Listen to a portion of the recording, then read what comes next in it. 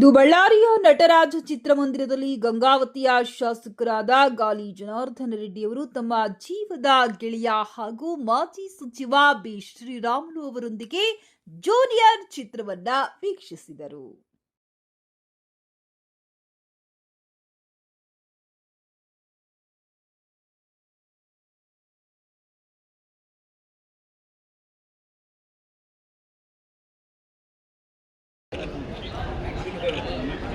ಸೂತ್ರ 1.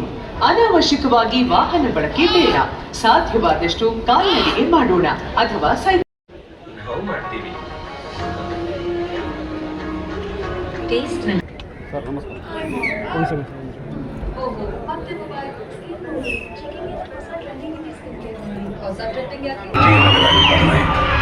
ನಿಮ್ಮಪ್ಪ ಅವರ ತಾಯಿ ಬದುಕಿದ್ರೆ ಊರಿನವರ ಹಸಿವು ಒಂದೇ ಅಲ್ಲ, ಎಲ್ಲರ ಅವಶ್ಯಕತೆಯನ್ನು ತೀರಿಸ್ತಿದ್ರು ಅಂತ ನಂಬಿದ್ದ.